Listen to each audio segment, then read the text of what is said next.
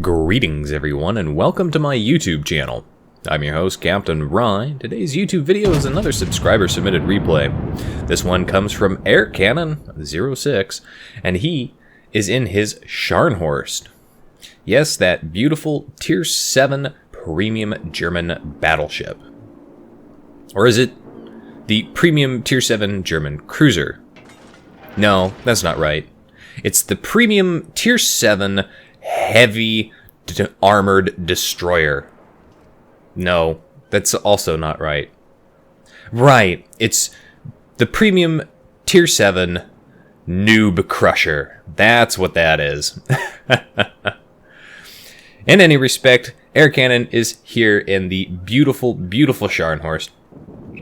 And he sent me this replay because it's his first ever Kraken Unleashed with this ship. So we're going to take a look at how he performs in this battle, what he does fantastically, and what he could work on improving. As the battle gets underway, it's the New Dawn map and it's standard battle mode. Kraken has spent the first part of the match here, the first couple of minutes, still being loading in or just kind of not paying attention. So he's a little late to get going, but that's okay. Scharnhorst's range, 19 kilometers, means that even though he's a little late, all of these wonderful enemy cruisers and other battleships have pushed up into his range anyway, so he can start shooting at them. And it looks like he's got a wonderful Russian cruiser over there, the Budyonny, who is giving him broadside. So let's see if he can smack it. Enemy aircraft carrier's got fighters over here, and friendly carriers engaging them. Unfortunately for the friendly carrier, Kraken's Scharnhorst is sailing away, so he's not able to provide any more anti-aircraft to help deal with those fighters. Because the enemy aircraft carrier's got fighters so close, friendly CV is detected, and the Budyonny, among other ships, are going to take shots at him. Now, Kraken did smack that Budyonny, but he didn't actually manage to kill him, which is a little disappointing. If you saw it there, that Budyonny, very low HP. The friendly team is mostly pushing around to the sea side of the map, while the enemy team is mostly concentrated up near where A would be. This could be a bit of a problem, and it's something that you always see when you play this map, whether it's domination or standard battle mode. The teams always divide like that. What really people need to remember to do is not all lemming train to one side of the map, but rather keep one or two key players, like the slower battleships. A great example, if you find yourself in this map in something like a New York, a Texas, New Mexico, or even a Colorado, is you can either push with your team if you spawn in the right position, or you can go ahead and stay back by your base, go the opposite direction your team is, and just defend that flank. You probably won't do the most damage, and you'll probably die, but at the very least, you'll help secure victory for your team. And in the end, that's what's really going to get you all that XP and wonderful credits. Enemy cruiser pops up around this island here. Kraken fired off his torpedoes, and this guy was just out of torpedo range, but he's sailing into that torpedo range. The question is he paying attention? Is he going to get hit by torpedoes? Oh my god, he actually did sail into those torpedoes. That's a special kind of cruiser captain that is so target fixated, they don't pay attention to a spread of torpedoes coming at them. And of course, given the range, that guy could have easily turned slightly and just sailed right between them. But he did not. And so Kraken secures his first kill. He's now putting out good damage onto this battleship up here. Somebody was commenting that they didn't like the Scharnhorst, that they could never seem to get those penetrating shots, that the armor piercing seemed weak. And the retort from at least one of my subscribers was to say, Scharnhorst is not meant for those big 3 swings of an axe knockout punch. It's more death by 1,000 little cuts. The armor piercing can be somewhat inconsistent, but simultaneously it can be relatively consistent, as depending on what you're shooting at and where you're shooting at it, as well as the range, can provide you with reasonably consistent damage between 3 and 5,000. When you're lucky, you can get nice broadside battleships that you can do up to 10,000 damage on. But again, it's all about where you're aiming. For instance, at something like a Gneisenau at this range, I could be aiming a little bit forward, hoping to try and hit that bow. But also at this kind of range, I'd be aiming a little bit higher, hoping to secure hits on his superstructure, because I know my armor piercing will just penetrate right into it and cause some reasonable damage. Enemy team is putting pressure on his base, in spite of the fact that they're actually losing. They're down 4 ships, while his team only has 2 ships down. And that Gneisenau looks like he is in a world of hurt for torpedoes. But the question is he going to be able to avoid them? Oh my god, that Gneisenau just torpedo beats like nobody's business. Wow! Somehow, he's managed to survive. But he must be target fixated himself, because he missed a perfect opportunity to use his torpedoes to take out another ship on Air Cannon's team.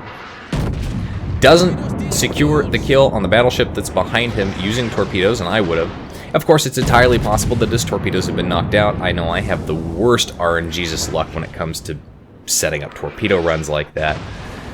However, that Gneisenau, not having a good time of it. He is incredibly low HP. He's burning in at least one spot, and he's getting repeatedly wrecked by everybody. Air Cannon manages to effectively secure the kill on that. A little bit of a kill steal there, as he only did about 15,000 damage total to the guy.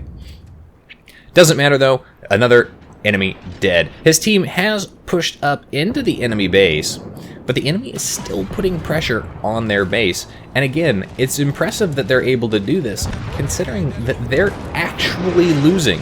Not only are they down on points, they are way, way down on ships. There's just not a lot that the enemy team is really able to do. But so long as they're putting pressure on the base, they're likely going to prevent Air Cannon's team from capping fully. Broadside Nagato at a very close range. Air Cannon manages to smack him for a nice big amount of damage. And this is something that you can do. No, you're not going to secure a Citadel outright on a Nagato at this kind of range, but you can cause a lot of regular armor penetrations and a lot of damage. He's still giving broadside. Air Cannon uses his torpedoes, kind of misses an opportunity here, and this is one of those points that I would say is kind of where I would do something different. I would actually turn into that Nagato and get the torpedoes off on the other side of my ship against this cruiser. Now this cruiser is giving broadside, and he's basically run himself aground, which tells me that there are torpedoes in the water at me, because that's the only reason a cruiser would risk a broadside to, well, anything. And sure enough, there those torpedoes are. So that's one set, but that particular cruiser, he's got 2 sets on his ship per side. And it looks like he's turning around to get more torpedoes off at him. Question is, can Air Cannon smack him before he gets those torpedoes away? Almost manages to kill him. His secondaries are blazing away. And sure enough, yes, there they are. Can he torpedo beats? Come on.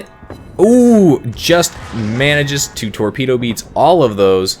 Fantastic dodging skills. And there the cruiser, nice broadside, smacks him as well, secures a Citadel of all things. But again, that cruiser turned back around, presented another broadside, and here come those torpedoes. Did he get more than one set away? I don't know. Air Cannon takes one right there. Fortunately for him, torpedo protection actually prevents flooding this time around, which is very, very good, very fortunate for him. Enemy team still putting pressure up on the base. His team still putting pressure up on the enemy's base, and they are almost about to cap out. But the enemy CV prolongs this battle. MVP right there manages to drop a bomb and reset that cap progress entirely. Enemy team no longer putting pressure on the base, and they've actually managed to pull the scores back. If you'll notice, they're down to a carrier, a destroyer, and a cruiser. Well, Air Cannon's team is down to a battleship, I think a destroyer, and possibly 2 cruisers, or a cruiser and a battleship.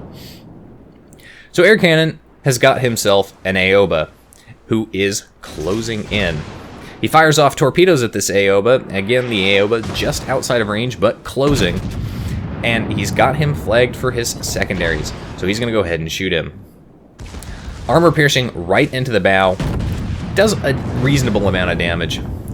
Right now, though, I would say, Air Cannon, if you find yourself in this situation again, you have your heal ability. Use that heal ability. Get that HP back up for dealing with this engagement, because you don't know if that Aoba is going to get torpedoes off. Remember, he does have them. Now, he manages to hit that Aoba, another cruiser sailing bow on with a torpedo. That's 2 in one battle. Very weird. Aoba's going to cross by you. This can be very dicey. You're very low health. Oh boy. And you don't have torpedoes. You let them go on that side. You could have turned hard and gotten them off on the other side. Surprisingly enough, this Aoba does not launch torpedoes.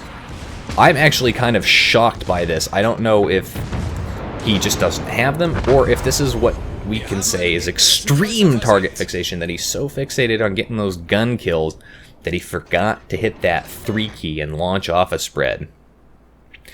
Again, looking at the situation, you've got the heal ability. I would have used it when I went into the engagement with that Aoba, because I would have had just a little bit more health coming out of it,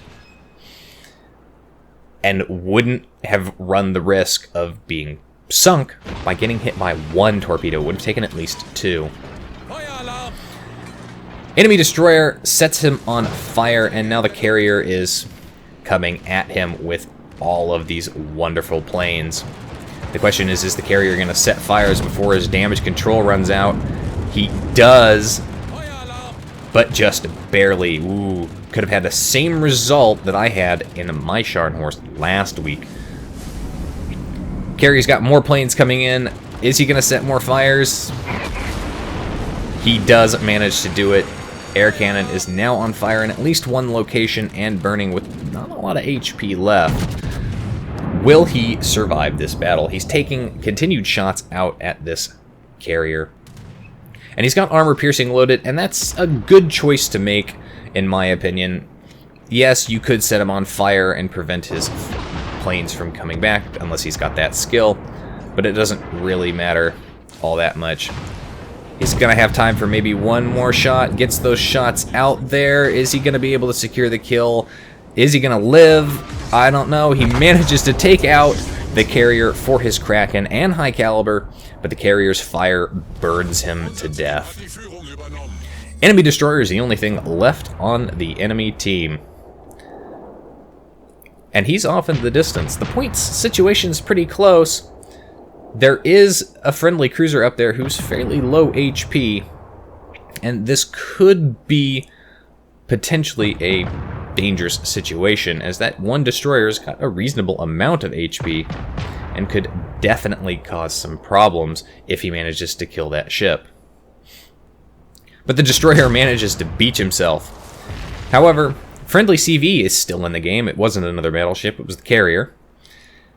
And he's still got his planes available. So the carrier is going to come over and effectively try and help out. They know the enemy destroyer is sitting down here in his smokescreen. I mean, where else would he be? And friendly cruiser manages to survive with just the fraction of HP. And so long as that destroyer is sitting in his smokescreen, he's going to be unable to spot that guy and finish him off. Really, at this point, the only way he can win this for his team is, in fact, to kill that cruiser. That would tie up the points really well, but more importantly, it would also give him a better position to deal with this destroyer. Now, this destroyer is pink, and I don't think he's a very good player. He did pop up in chat wanting to get that CV, and did, in fact, claim that he got the kill on that CV, even though that kill did go to air cannon. He's also not using his guns. Mind you, he's in a US destroyer. He's not using his guns. And when he finally does use his guns, he's using armor piercing. Can this cruiser survive? Oh my gosh, he's incredibly low health. Is he going to get behind this island in time? He beaches himself, a little tactical beaching, and that's enough to save him. As the enemy destroyer can't secure the kill, his shots either hit the island or go long. Friendly destroyer still chasing him down. At the very least, he's keeping him spotted. CV's bringing in his aircraft, managed to actually hit him, and that destroyer beaches himself yet again. But he's also got torpedoes away. Are those torpedoes going to reach this destroyer in time to kill him, in time to end the battle? Come on, no, it looks like those torpedoes do miss. The destroyer is able to dodge them, but again, this guy's beached himself. He's just about free of the rocks, but friendly carrier manages to get torpedoes away and secures the kill on that destroyer, ending the battle then and there. Air cannon did pretty well, aside from dealing with the engagement with the Aoba. Still came out on top, shouldn't have. That Aoba should have torpedoed you then and there. But a not bad score, 121,000 damage done, 410,000 credits earned. Confederate, close quarters, Kraken, and high caliber. Fantastic game. Fantastic game. And he is top of the team for XP earned, as you will see. Anyway, that's it for today's video. If you liked the video, hit that like button, hit the subscribe button, and leave a comment down below. If you would like to get semi-regular channel news and updates, you can do so by liking and following me on Facebook. If you'd like to help support me in my channel, as well as get access to my replays early, you can do so by becoming my supporter on Patreon. Any donation level will grant you access to those replays. If you'd like to send me a replay like this one to be featured on my channel, you can do so by sending it to my email. And if you'd like to watch me play World of Warships, Armored Warfare, or other games live on Sundays, you can do so by following my Twitch channel. And don't forget, this is the last week to submit your contest entry for my 1,000 subscriber giveaway contest. You can find the contest entry rules, as well as the links for all of those other things, down in the video description below. And as always, I'll see you next time. This is Captain Rye, signing off.